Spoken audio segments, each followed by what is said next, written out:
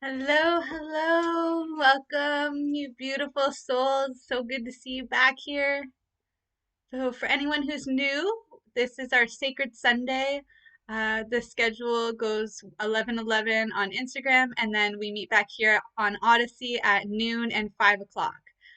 Seems we're getting banned from Instagram more and more over the years. Lately has been even bringing down old posts, some from years ago, and also uh, taking away some features such as Instagram Live. So for today, for example, it was a really great blessing that we had Odyssey here as our backup so we can all still meet and come together. There has been tons of questions coming through lately, and so I just want to really say thank you to everybody who does submit these questions, anybody who really does go out of their way to get in contact with me, because if I don't have the answer, I at least have the resource, or I will do my best to find it for you, point you in the right direction. In doing this, you're also helping every other person who may have this question and not know how to ask it yet, or not feel comfortable asking. So you're doing a service all the way around, just by helping yourself and bringing forward a question that you have for myself or the collective in this space. Now that we've said our thank yous, I want to open today's coaching circle up with just a quick little meditative exercise. So if you guys want to get in a comfortable position, I'm just sitting up here on a chair. Got my crossed legs, easy pose, Buddha position, lotus pose, however you want to call it. I really want you guys to roll your shoulders back, sit up straight and strong. If you're standing, even better. You can put your hands on your hips, do the superhero pose. If you're sitting, that's okay too. Just take a minute here and own your space. Feel big for a moment. Allow yourself to take up a little bit more space. So often we're hunched over, especially as moms, it's like, do the dishes. I'm sure dads out there too, or, single folks, you guys all have these issues too. You're down doing the dishes with the mops, like all those kinds of things. You're forward on the computer, you're forward holding children, you're, holding a dog. There's all these things. So I really want you guys right now, be big, be tall, be yourself, your size. Can now raise your arms up above your head. But you just vibrate them above your head. Don't have them touch. You just want them vibrating like this, okay, above your head. What we're going to do is we're going to cultivate some energy here. And when you feel heat between your hands, it'll come shortly, pretty soon. And when you start feeling that heat, a couple more breaths here. You reach up as tall as you can. And bring your arms out wide, cleansing your aura, owning your space. Do that one more time. Above. As you inhale, I want you to fill the space with positivity. And as you exhale, just release anything that no longer serves you. Own this fall season for all it's got. This is a time of release. The full moon's coming in a few days on the 20th, so keep your mailboxes open, your emails open for our full moon forecast coming to you soon. I already been putting it together. Exciting time. Right, and ooh, check it out. 505 right now. I wonder what that angel number means. All right, so let's just dive right in here today, you guys. So our topic, our theme for today was deep coaching techniques. Previously when we were running these coaching circles, we would use 12 o'clock as kind of a coaching circle for people who are going through their self-healing journey. So it was a lot of questions about working with psychedelics and also doing the integration work to actually, psychedelics are no magic pill. You still have to do the work. They're a great vessel to help you show what work is yours to be done. And so in that, when I'm working as a coach, oftentimes I'm in the integration space, helping people actually, with the habits part, with the addictions part, with these traumas, turning the suffering into superpowers, make the process as fun as possible. But it is a process, and so we honor that too. And And a lot of people, once they start going through the self-healing journey, once they start seeing results for themselves, I get asked how it is that they can help others.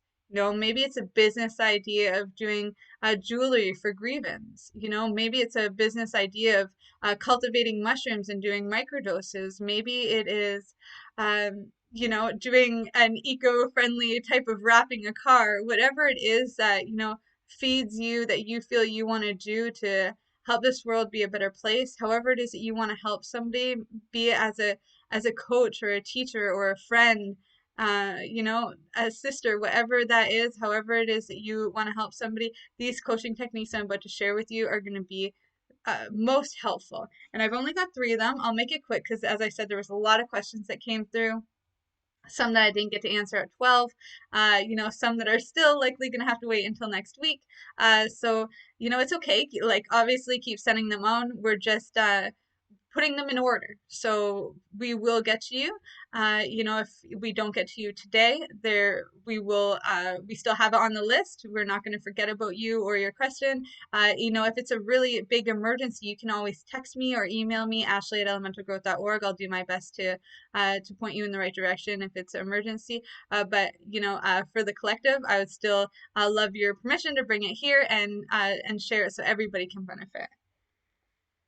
All right, so deep coaching techniques.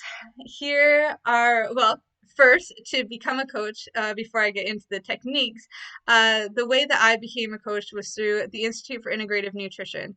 Recently, they actually asked me to be featured on their website, which is a great, great honor. I love them so much. It's honestly changed my life in so many ways. And when I was first referred there by someone I was looking up to for being an entrepreneur, in like this kind of not in the same space as me. She was in the confidence space, but still very much into nutrition. I resonated so much with her, and I'm like, I want to do something like you. It wasn't exactly what she wanted. I had my own idea too, but there was just something telling me that she had the answer.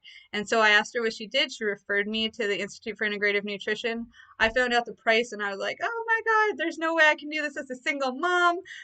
But I committed anyway, and they gave me a great price payment plan, and I had it paid off because they had me getting clients within the first 6 months. So I was able to pay it off really fast and actually start investing in other programs through them. And after making that first investment, it was easier to then invest into other coaches and things down the road, which really allowed me to expand like exponentially, like and pretty fast too. It says a lot when you're able to invest your money and time into something. It's claims a type of commitment to the universe, saying this is what I want, and then the universe is able to really deliver, and so do the people that you're investing in. So it pays off in more than one way. And so the Institute for Integrative Nutrition, if you want a link for that, I can get you guys some mad discounts there. I think it's $1,000 off. Sometimes they hand in free courses. Sometimes they do Vitamix blenders and things like that. So we'll see what they've got going. If that's the route that you want to go, you can either go on my website, elementalgrowth.org, and register through there, or at least take a sample class and figure out if that's the route to go. Otherwise, you can message me and just, we can talk about it that way, okay? My email, by the way, ashley@elementalgrowth.org for anyone that's new to our calls today. All right, so back to the coaching techniques. The deep coaching techniques. Number 1 is you have to be doing the work yourself.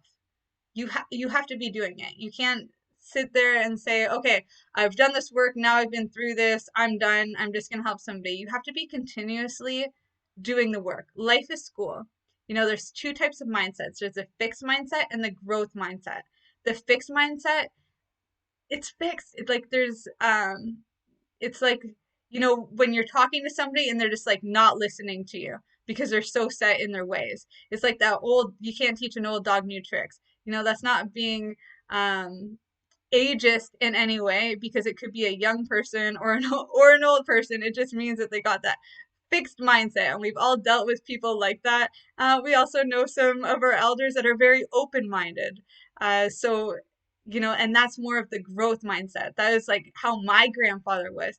He just read books, and it kept his mind so sharp. He's 96 years old right now, and he can still read. He's still mobile on his own. He's outlived two wives and and even children of his. My mom's mom had passed away, and so this man has seen so much, been through so much, and he still has such an open mind. Sometimes when I look at him, I actually see the young soldier, like the teenager, early 20s, guy sitting like leaning up against a beam, and like and having that smile, that grin. It's incredible. And so it's really important that you're continuously taking in new knowledge, because it's by you always having passion for something new. It's by you doing the work, going down the rabbit holes. It's by you showing changes within yourself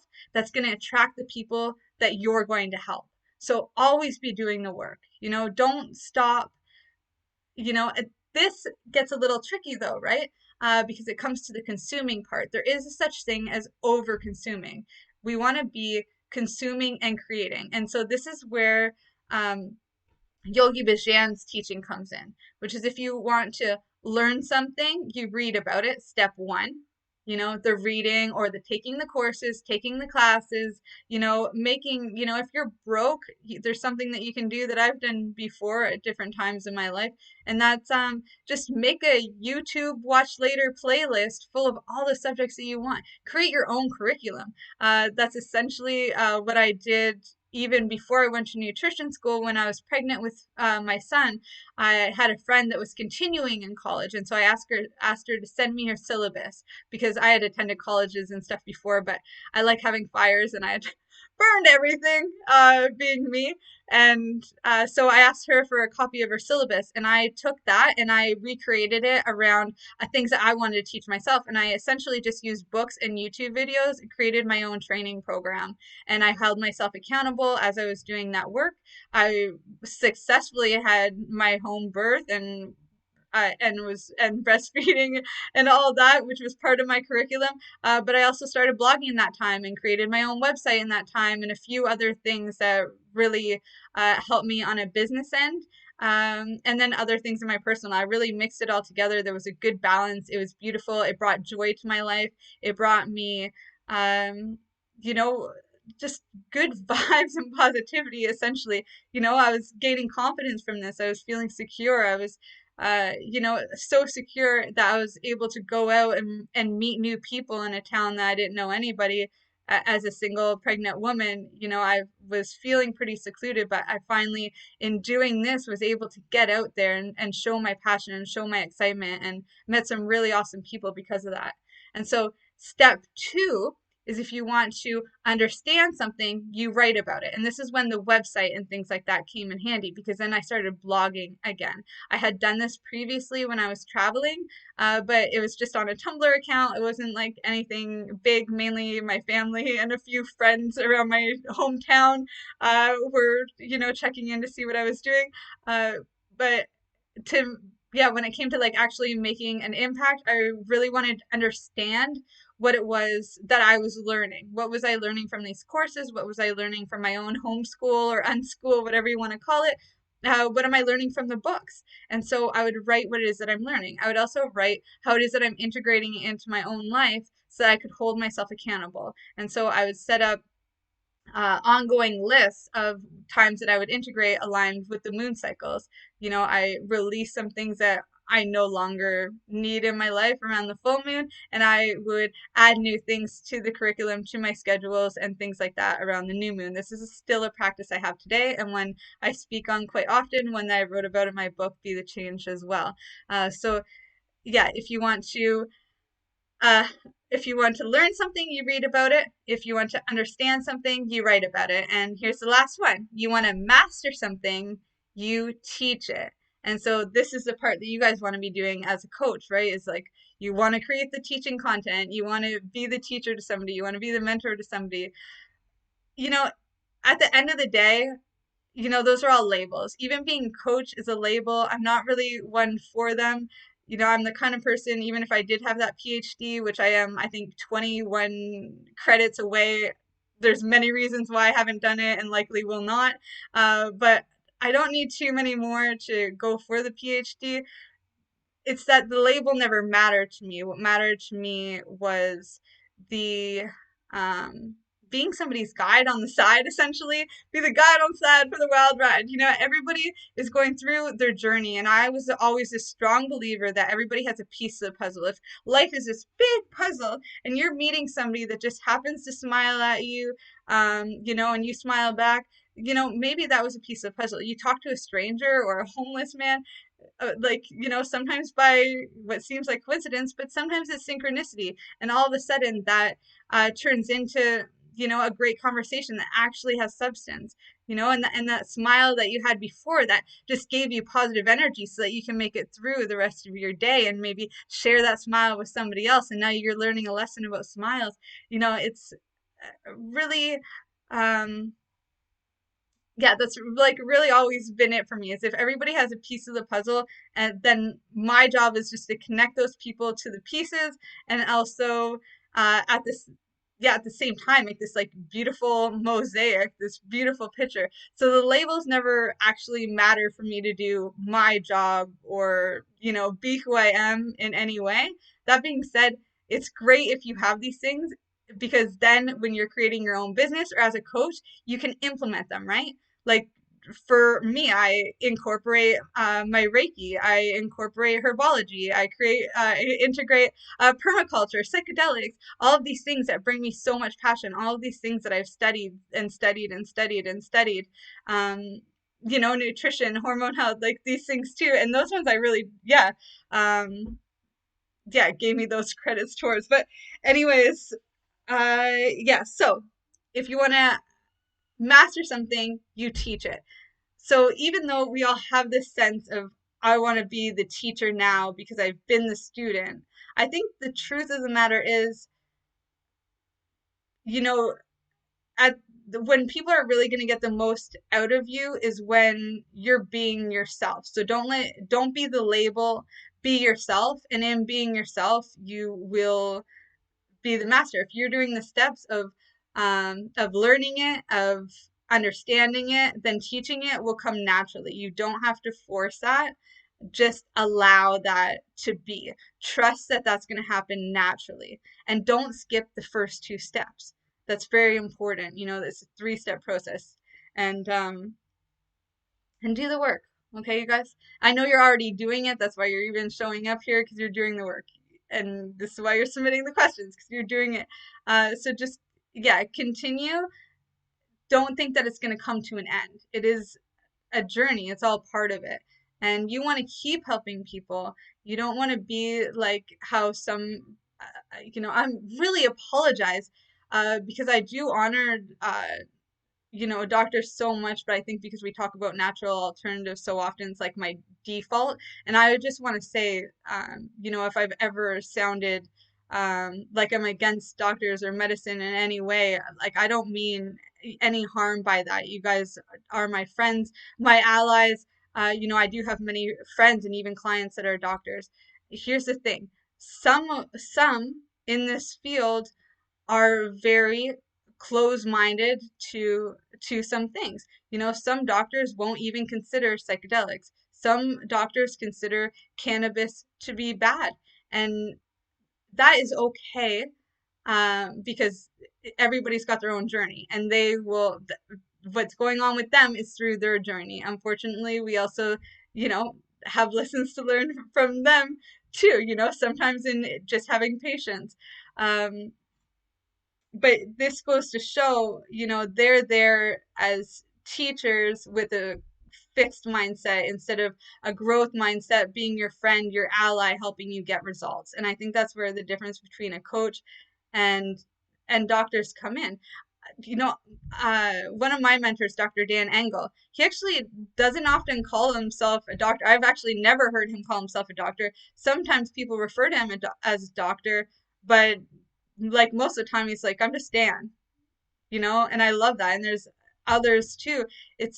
They're realizing, many people are realizing, I think across the board, whatever fields they are, that that they can just be themselves. I've walked into a hospital even years ago, God, and the doctor just introduced himself as whatever his name was. It wasn't doctor whatever.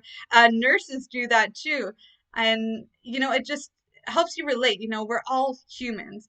Teachers, some teachers just say, "This is my name is Laura," or something instead of Mrs. But yeah, I'm just rambling here, but I hope you guys understand what I'm saying. There's a lot of value in being yourself, not being the title. Because if you are yourself, then people are going to relate, you're going to build rapport faster, and you're going to get that person results, and then they're going to see you, as that teacher naturally.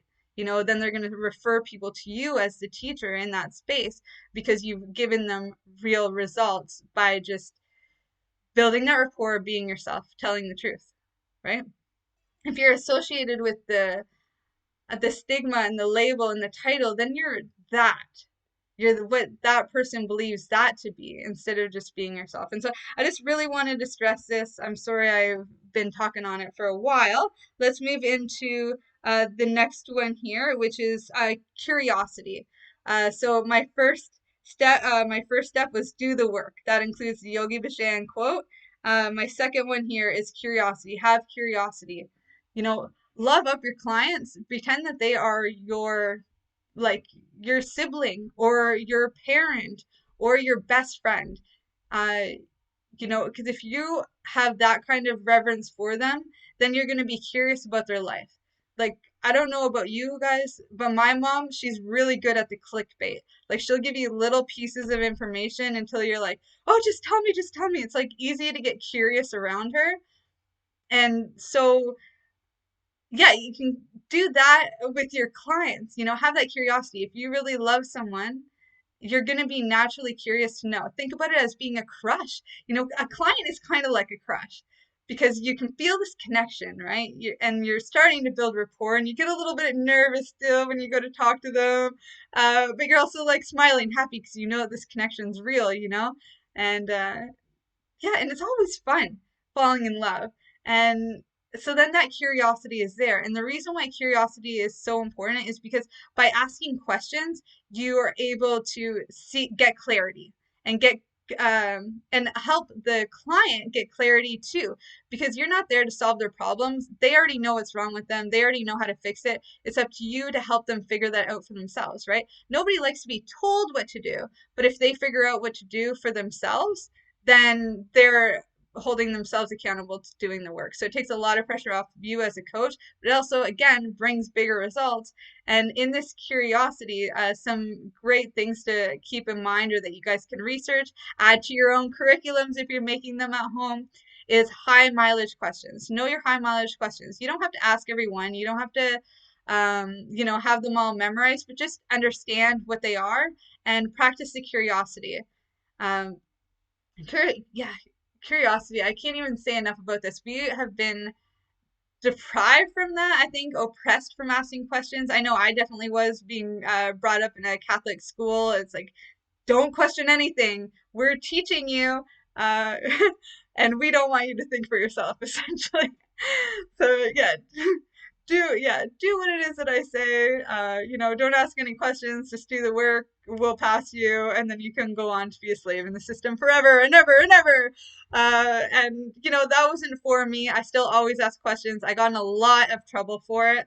Thank God my mom was very supportive in those ways. She was a bit of a rebel herself, so she always found it a bit humorous. And obviously I did get in trouble a lot too, but again, her punishments were different than other parents too. So yeah, it worked out. Definitely made me who I am. I'm glad that I still always ask questions, and I'm glad I get to share this with you guys, the value in asking questions. Don't ever be scared to ask a question. It doesn't make you sound stupid or dumb. Think about a doctor, for instance. If you go into a doctor's office with a broken arm and say, I want, you know, whatever, I want a cast for my broken arm. Is the doctor gonna just, use all those supplies and put the cast on because you told him to? Or is he gonna ask questions? Even if he can clearly see that it's broken, he's gonna ask you, where does it hurt? All these things. So even if it sounds stupid, ask the question, because maybe the person that you're asking the question to hasn't thought about it in that way. You know, maybe you're already adding value just by that. And a lot of the time you are. Curiosity is a beautiful thing and definitely a practice to start incorporating into your lives. I really encourage that. That's why it's number two. Number three is deliver. Deliver plus. You know, you want to deliver your service to the best of your ability. Number one, you guys already know that. If you're already a coach, likely you already have a plan of action of how you're going to deliver your service to each person. Sometimes people even go above and beyond on this, and they're like total perfectionist over it, want everything to the T. Personally, I don't believe in that. You know, I do have a template that I use across the board for everybody, but everybody's so unique and individualized that you know, I, in some ways, am also building the program around each individual person. Thank God I have the resources and all the tools for this great community that I can refer people out to as well. So yeah, pretty good in that way. But the reason why I'm saying deliver to the best of your ability is because you really truly want to show up the best you can for them. And you want to deliver more than what they expect. That's how it is that you're going to get the referrals. That's how you're going to keep getting new clients. Most of your clients are going to come from the 20% of people that got not even your best results, but had the most enjoyable time with you, the most memorable time with you. Sometimes the people who get great results still won't even give you a testimony. That is okay. There's going to be likely 20% of people that you're working with that are going to keep referring people to you over and over and over again. Maybe they're not even somebody who's worked with you. Maybe they're just somebody who knows you on this personal level. So this is why it's important. You never know who these 20% are or how they're going to show up for you. So you always want to deliver plus. You don't just deliver plus if you've got a scientist from NASA. You deliver plus when it's a homeless person. You deliver plus when it is a new mom. You deliver plus when it's a free client. You deliver plus when it is a doctor, when it is a scientist, when it is a cop or a veteran or whatever. You're delivering to the addict, you're delivering to the saint. No, you're delivering plus. You're doing your best job. And so I'm going to give you a quick example of this from a client that I am working with. Okay, she's in the pet space, and so she also loves photography and does house sitting, pet sitting, all of this kind of stuff. So one thing that has come up is taking taking photos of pets is something that she enjoys doing just as her own passion. And so to deliver plus on as to her clients, when she pet sits or house sits, she also shares photos. And when she's writing her thank you for letting me stay at your house for this opportunity to, yeah, you know, be you for a week and to do this job and get to know your pets and you know, and stay in your house. I also taken some pictures, and if you ever want me to come back for, you know, any family photos, or if you have any friends looking for a pet photographer, please let me know. And so then now she's able to build this other side business on top of her business. She's also delivering plus. Anytime those people share her photo, see her photo, they're thinking of her in a positive light. It's a beautiful reminder of how far delivering plus will go. Right. Okay, so let me drink a little tea here. We're right on time. Okay.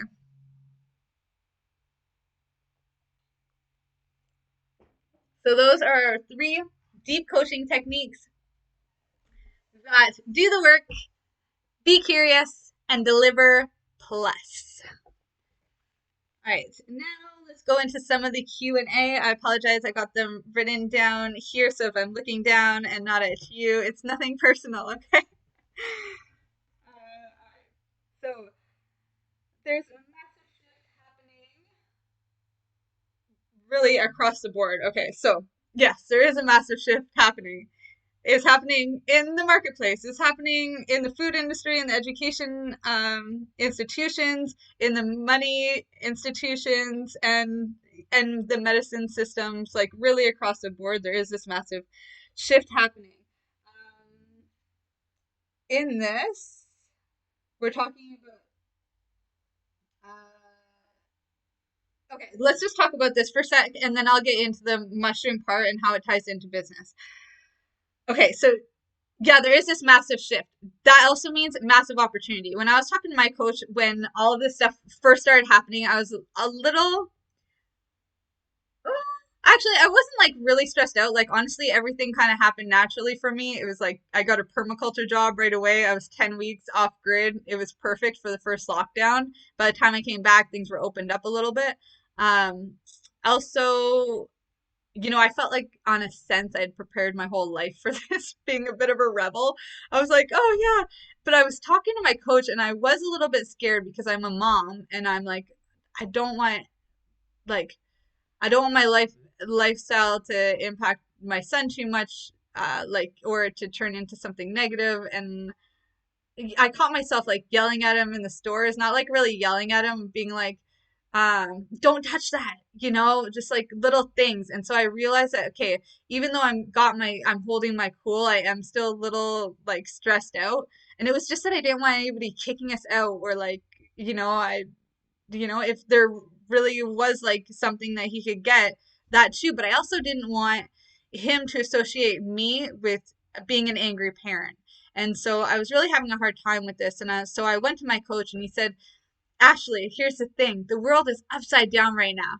How awesome it is that we now have an opportunity to be on top. I was like, yes, that's so true, right? With a massive shift like this, we are on top. There's massive opportunities. It's not a massive shift exactly. It is a time for massive opportunity. You know, it's what it's really all about. And if you can start seeing those opportunities for yourself, like align what's happening today with some of the passions that you have, and you'll start seeing openings, places that you can get involved. Think about all the systems that are changing right now. I got one brother that went from being a security guard to like a crypto currency maniac. Like he's all about like getting the one percenters, like getting their money. Like I don't know. He's telling me about it and got me on Reddit, like reading all this stuff. I'm like, oh my God, this is such a crazy rabbit hole. But what he did was found a passion that he had and is mixing it with some new age technology and tribe and everything that's going on right now. There's a whole culture built around this new way of money. And then we think about the food industry, right? And the food industry has been corrupted for many, many years. So often, I don't think that there's a bunch of conspiracy theories, but maybe one conspiracy theory, and it's still landed on your plate. Likely it's still in your house, in your gut microbiome. And so I see that there's a massive shift happening right now. And so this brings me into the mushroom part, okay? Because there's 3% of the beef grown in like in around the world. So that's all dedicated to McDonald's alone, okay? That is a lot of animals being bred for McDonald's burgers, which is kind of gross. I don't know why that place even stayed open. Well, actually, I guess I do. But yeah, it's pretty insane. And what we do know is that a great alternative to beef are things found in plants. Mushrooms being one of those things, but kale is also great. Quinoa is also great. There are tons of things around that are great alternatives to this. Mushrooms are landing on our plate more and more uh, because foraging is becoming more popular. People have more time. People are cultivating at home. Um, Paul Stamets and all his buddies have made great waves in normalizing mushrooms, and there are tons of amazing chefs, bringing them to you in convenient ways. And and yes, if you start thinking about how much methane gas that's going to save, how many animals' lives are going to be saved just by having mushrooms, getting into mushrooms, growing them, yeah, like growing them or finding ways to cook them or ways to preserve them and get them out in the form of medicine and food to other people. Great opportunity there. And this also ripples out into the medical field too. Great opportunity again with cultivating mushrooms, with learning ways to preserve them and to get them out in a way that's helping people, likely as a sacrament, helping people with mental health disorders and such things, and withdrawals from different addictions and just mindset work, healing trauma. There's tons of great benefits around mushrooms across the board. They're a great protein source. They're also great for your mental health. They are great for regenerating nerves. They are great for, regenerating the brain. There are benefit after benefit after benefit. It doesn't matter if we're going to talk about mushrooms across the board here, which is what this question was about. It, it was essentially about this person was seeing the value in mushrooms, which Paul Stamets did talk about too. And he's did a TED Talks on ways that mushrooms can save the world and all the different patents he's been putting out. There are ways to do this, and tons of opportunity here. You can earn money in the mushroom field doing the food thing, doing the medicine thing, doing retreat centers, um, doing cooking shows, doing stocks in mushrooms, doing education on mushrooms, creating courses for people to learn how to use these things. But this is across the board. This can be whatever you're passionate about. It doesn't have to be strictly around mushrooms. This question was on mushrooms, and I do want to say just look for the opportunities. They're there. Take what it is that you're passionate about, what you're doing already naturally. Likely the answer is already happening in your life right now. So just take whatever's making you feel good and see where the opportunity is right now, where you can take that vision, that feel good, and turn it into something that's going to earn you money. If you want specifics on this, or you want to pick my brain a little bit more around this, just email me, Ashley at elementalgrowth.org, and we can set up a quick call. I can see how I can help you out in your specific situation. Next one is 1 in 11 people are diagnosed with PTSD. What are the benefits of MDMA assisted therapy? Okay, so MDMA, not 100% my thing. I do like the entheogenic medicines. Uh, that's where I spend a lot of my time, a lot of my own personal practice and study. This being said, I have worked with MDMA in the past. I swear to you, that's how I learned how to see auras. I can never remember actually seeing anything like that until I had worked with this medicine. That being said, anytime that I've worked with MDMA, it worked as a purgative to me. It wasn't very enjoyable in the beginning, but come the end, when I got to like the euphoria, it was quite enjoyable. I'd be able to see auras. I would be able to relax, I guess, to see in the purge, I think I was able to release a lot of stuff, so that by the time I got to the euphoria, I was more relaxed. I didn't have the same anxiety or anything. Anxiety is something that I still today have to keep under wraps. Most of the time, the only time I even admitted anxiety to myself was when I started to see OCD tendencies coming back. That has turned into the giveaway. And mushrooms have helped me with both of these things. I believe MDMA may have played a role as well. My resources, though, since this is not my specialty, are going to be check out MAPS. Rick Doblin does some great stuff on MDMA. His team over there at MAPS have tons of information. ICEERS would be another great one. Third Wave, they share all that kind of stuff. Great website resources. I'm also going to refer you to my own mentor, Dr. Dan Engel. He just put out a book called A Dose of Hope. It is amazing. It's an easy read because it's all conversations, and it's based all around MDMA assisted therapy. Going to be a great asset for you guys. And he's got, I think, 108 integration tools that he uses as well that you guys can get access to when you purchase that book. So definitely worth it. And my last one is going to be if because I know that this was a veteran that brought up this question.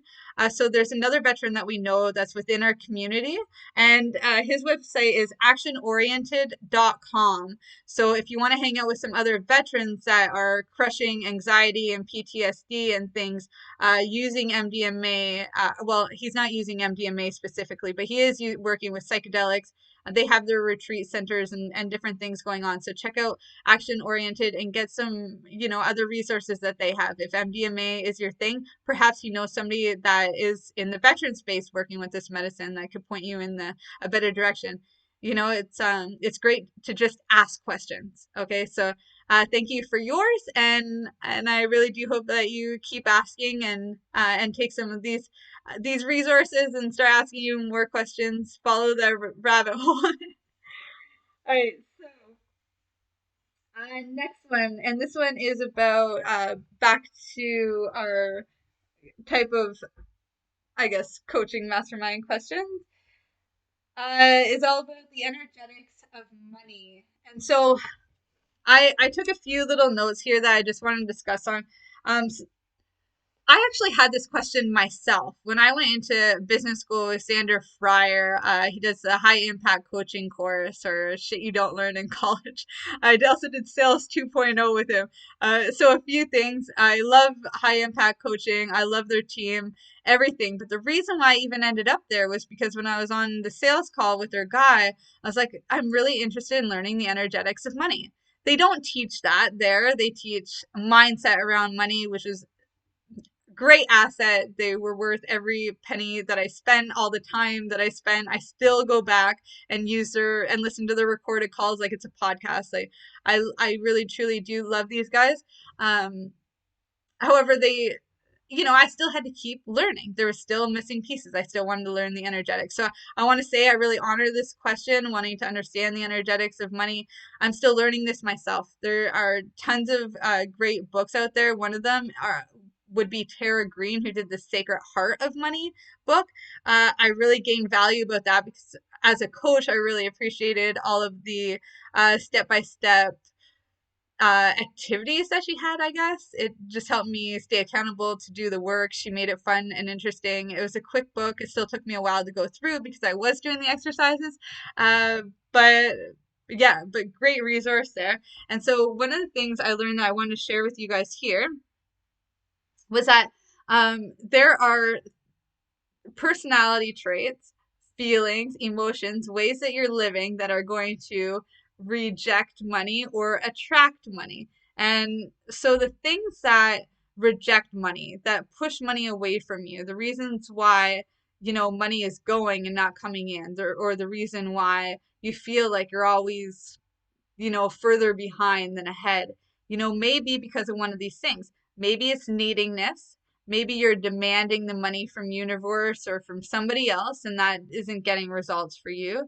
Maybe you're desperate, and that desperate feeling is rippling out and can be sensed. Maybe you're feeling lack, because you're in this situation where you do feel lack, but because you're giving into it and identifying with it, it's rejecting money. It's repelling that money. It could also be a lack of attention. Money deserves attention. It deserves love. Think about it as a loving relationship. You want to have a mutually loving relationship with your money. And so if you're always feeling like it's not worth your attention and you're always saying, oh, fuck money, I don't need money, or you're not giving your attention to your hobbies and habits that could actually make you money, because you're not giving your attention at work that would earn you money, because you're not giving attention to making money, and then you're missing all the opportunities to make money. That could all be things that are repelling the money from you. Another one is committing to the hustle, right? Oh man, I do love me some gangster rap music, but they talk a lot about hustling. And when I was in the entrepreneur space, which I was in when I first kind of started my business, I was helping a lot of entrepreneurs because I wanted to learn entrepreneurship for myself. So I bartered my service with a lot of high level entrepreneurs. And when I was in that space helping them, I heard a lot about hustle, hustle, hustle. You gotta hustle. If you can't pay for the leads, you gotta hustle for the leads. And I'm like, oh my gosh, you're like really committed to this hustle. And that commitment to hustle would mean that it's always going to be hard for you. And one of the things I noticed with these entrepreneurs is that they would burn out, and that's because they were committed to hustle. I like to be committed to, the balance, to keeping it easy. I like to be committed to faith that is always going to come to me. And it does because of that, because that's what it is that I'm choosing to get put out into the universe. But when you're committed to the hustle, it's always going to be like this, always going to be hard, or, every day you're waking up and you're like, hustle, hustle, hustle. It's like, that's a lot of energy to be exerting. That's a lot to expect from yourself consistently, and it's not sustainable. And your body knows it's not sustainable. And so that's where the burnout comes. And so that burnout, that commitment to hustle could be also, in the way of you earning that money potential that you have. Some other things may be being stingy, being worried, having doubt that the money's going to come. And so this is where I'm going to flip it now. Let's take a look at the things that are going to attract money to you. And if you guys have a chance here, take down a pen and paper and start writing affirmations around these types of things so that you can attract that money in. This is the real energetics of money, right? This is the spelling. This is the magic. This is everything. And once you guys can tap into this and start having this loving relationship, if you need to, write a letter to money. It's something that I've done a few times now. The most recent one was the most impactful one because I went really, really deep using the methods from Tara Green's book. But I've done this previously too. I really encourage you. And I've written books to people that I grieve. I've written, to exes. I've written to, to my dad that passed away, to my mom that's still with us, and to all the times I've been hurt, as well as all the times I've been grateful. And I don't have to share all these letters, just as I don't share my money letter. But I do encourage you guys to do it because it opens you back up, right? It's like doing the your Trinity text. Any of my clients, I ask for a Trinity text every single day. And so it's very much like that. It's like this emotional colonic. You get it out and then you're able to fill that space up with more positivity. And so if we're able to get out all of our feelings towards money, all of the old belief systems, if we're able to get out all of the programming that we've had from our parents and from society, then we can fill that space up with these things here that I'm about to share with you that attract that money in. So one of them being consistency in your daily habits, your routines, the ones that serve you, consistency in staying accountable to the work, consistency in optimizing your routines, optimizing your schedule, optimizing each of the tasks that you're doing each day, optimizing your self-care, optimizing your nutrition, consistency to the process, consistency to earning money. Also feelings of joy. This is why people who say that they're doing work that they love, and that was one of my affirmations for so long, was I'm so happy and grateful that I'm doing work I love so much that I would do it for free. Unfortunately, that one didn't work out for me because I gave a lot away for free. I still do. But that being said, I still have that same attitude because I drilled it into myself so much. I love my work so much I would do it for free, and I still do many things for free, including this call. But I also found a way in that joy to also attract the money to me. So now when I do things for free, it's because I know that I'm sustainable, not because, I'm just getting it all out to anybody that will listen.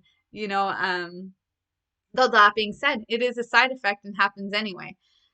So some other things we've got here is non-attachment. You don't want to attach the outcome of money or of having it or not having it. Be okay with the flow. Be okay with there being a transition, that money comes in and money goes. Don't be attached to it and be hoarding it or stashing it away.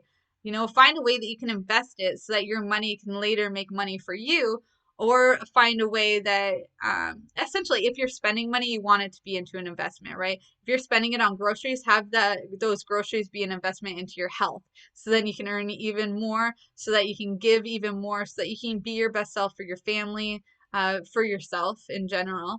And also, I'm just going to move on because I think you guys get that, right? All right. So also be mindfulness. If you're mindful, this will attract money to you too, right? Are you mindful in your day? Are you taking that time for yourself to integrate your day? So much stuff happens and we forget to integrate.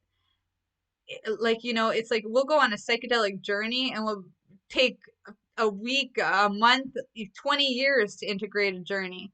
But when just going through our regular day and things happen, we don't really take the time to be mindful and be introspective and figure out, what things mean for us. Part of it is conditioning. Part of it is because we didn't have time like this. Uh, in the past, to be introspective in this way. It really is a practice. I'm not the mindfulness expert, but I do uh, recommend that you guys go look that up and find a few tips and tricks and tools that can help you. For me, it was Kundalini Yoga. It's one that I always come back to because that's where I learned how to meditate. I had so much anxiety and trauma stuck inside of my body that I had to physically release it through yoga before I could get into the meditative state. And that's something that Kundalini Yoga is really good at teaching me how to do. And it also brought up my passion for mantras and affirmations too. So Kundalini Yoga, definitely a great tool for mindfulness. There are many, many more out there. So I encourage you find something that brings you joy and use that in your life. And then you're, getting two birds stoned at once, as you will. All right. So we also have respect. Have some respect for money. Have respect for yourself too and how it is that you're earning money. If you're not respecting yourself and doing something that makes you feel um, dirty in a way or makes you feel like insignificant or makes you miserable because people are talking down on you, just making you feel like garbage, you know, that's not going to attract in money. That's going to attract in, a broke, beat down lifestyle. But if you have respect for yourself and you're writing these letters to money and you have respect for money and you're starting to see money in another way because you're using affirmations and practicing the energetics of money, you're going to attract that in.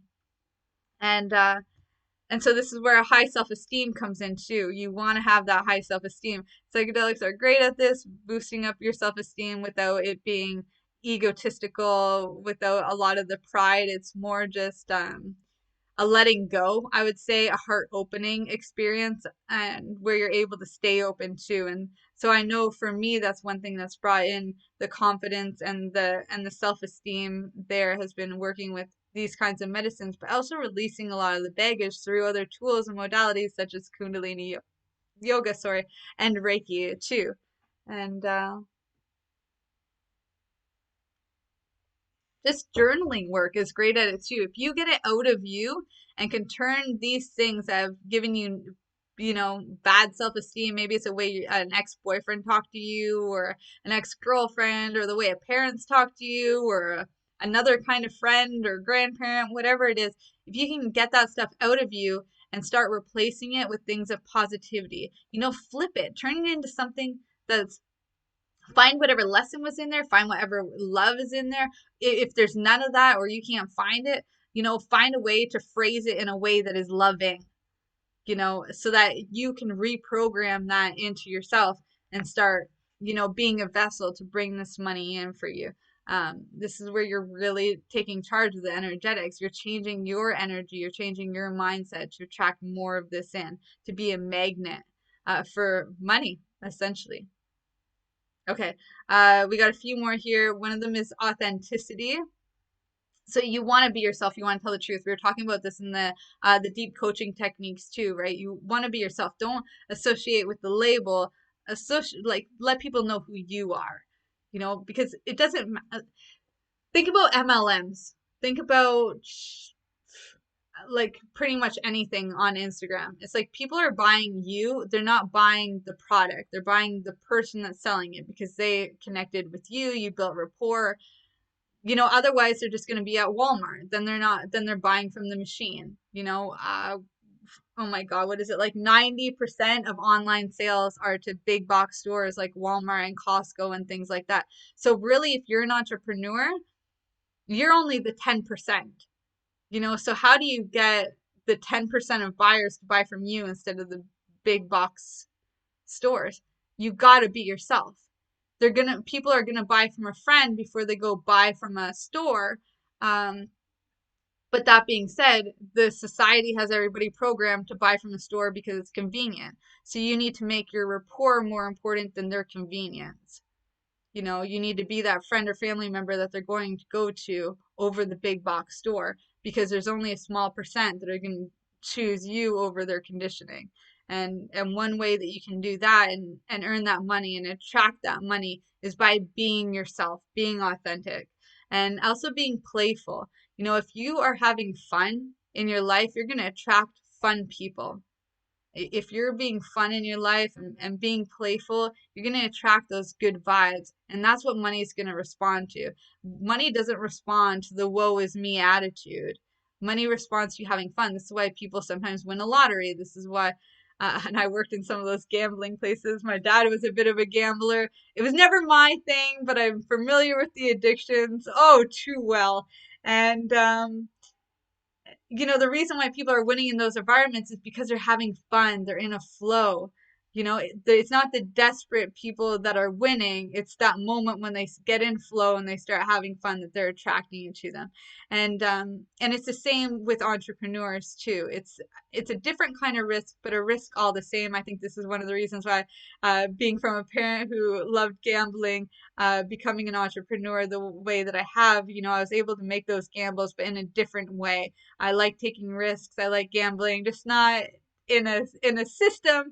I like doing it as an entrepreneur, and in doing it this way, I'm able to tap into some of that playfulness, some of that fun. I start seeing it as if it's um a game. Life is a game. And so try to have fun in it. If you're taking it all seriously, nobody's having fun with you. You're going to be, repelling people. But if you're a fun, playful person, you're going to attract in the people that are going to want to buy from you. It's going to be easier to be yourself because you're in a good mood. And so find some ways that you can be playful in your life. It doesn't have to be in business specifically, but just in your life in general. Maybe you've got a child or a dog that you can practice with. And then you take it from there and you ripple that out into other areas of your life. I've got a couple more here, and then I do have to go because we're at time. We'll have to save the rest of the questions for later. So also we've got generosity and confidence. And so a confident person is going to be more generous, but these are two separate things. So I'll take a second and dive into each. So generosity, you want to give. It's almost like in our third tip around deep coaching techniques is deliver plus. Right? Go above and beyond. And so generosity is great. Generosity is also a love language, right, you guys? And so when we're thinking about our clients as lovers, as family, as we're thinking about money as lovers and family. We want to have the generosity. And money is an energy, and it comes and it goes. So you don't want to hold on to it and hoard it. You want to be investing it into something that's going to pay off bigger in the end, maybe in your health, maybe in your business, maybe through a financial investment that's just going to multiply over time. Maybe it's into your book or somebody else's book or whatever. That's how it is that you be generous. You find out where it is that you want to spend your money, and you find a way to spend your money in that way. Think about your money as a vote. Every dollar that you spend is a vote for the world you want to live in. And so you can vote.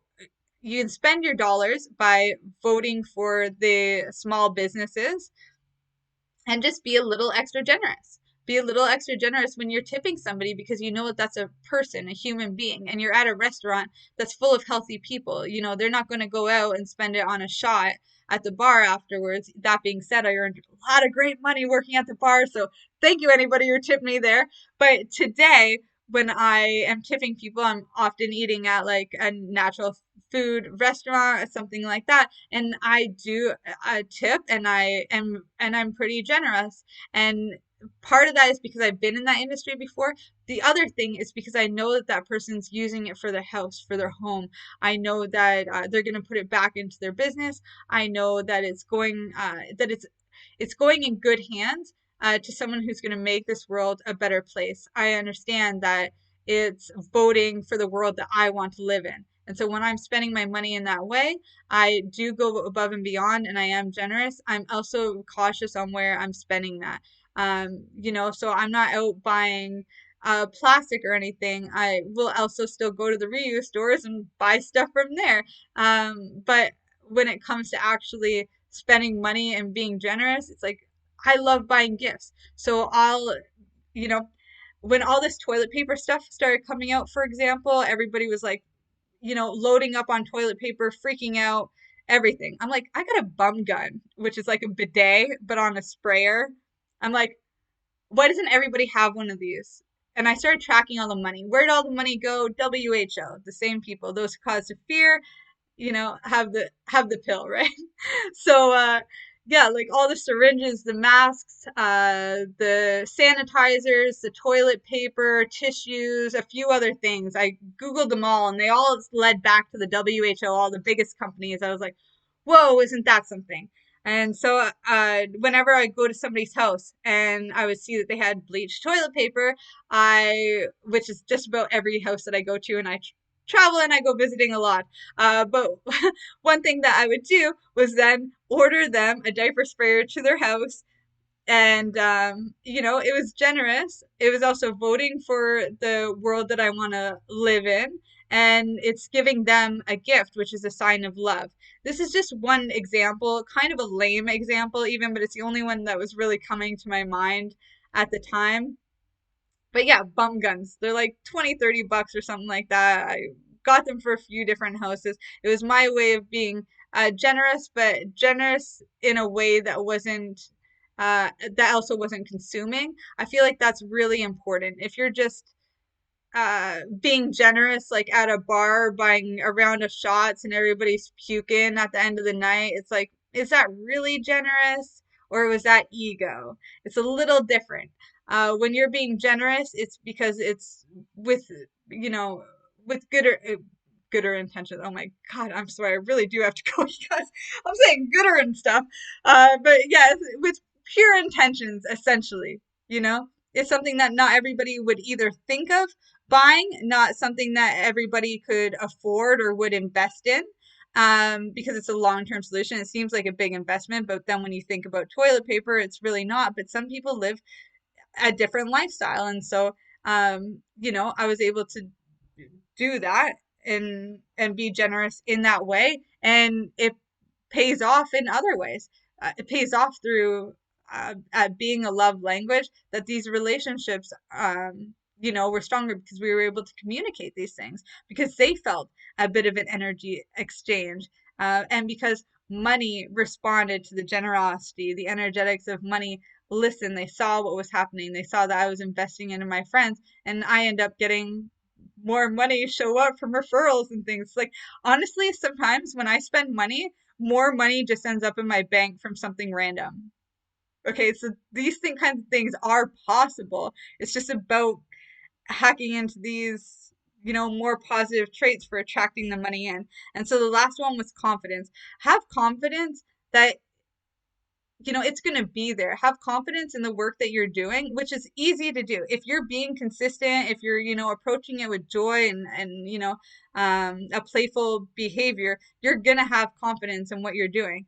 If you are, still insecure and, feeling lack and desperate and victimizing yourself, you're not going to be very confident. And so, you're going to be rejecting it. You're going to be closed off to it. You want to open up. Like how when we started this up and we made ourselves big, confident, own the space, own the room, hands on hips, hero pose. Like I tell the kids, own this stuff, own who you are, own your authenticity. Confidence, it's not an easy thing. There are tons of resources, like Charisma on Demand, which is on YouTube. One of the person who referred me to the Institute for Integrative Nutrition, her name is Elise Parker, and you guys can check her out. She's got a confidence course. I've never personally done it, but she was always, I don't think that accelerator program was even out when her and I were in communication. She's come so far since then too, and we're do different things, so I wasn't always able to keep track, but I believe she's still in that confidence space, so could be another great asset. You guys can just figure it out. If you have specific questions for me, again, we can talk about your specific situation. I can give you whatever tips I can for you specifically. Just head over to the website elementalgrowth.org, and you can sign up for a clarity call there. All right, you guys. For now, I'm just going to say goodbye. I love you all so much. Whatever questions we couldn't get to on today's call, we have them in order. We're going to keep just adding to the list. So we will get to it next Sunday. For anybody who is new here, Sacred Sunday schedule is 11:11 on Instagram, 12 p.m. and 5 p.m. Eastern Standard Time. We meet back here on Odyssey. This is every Sunday, you guys. I'm looking forward to next week. For now, say goodbye. I love you so much.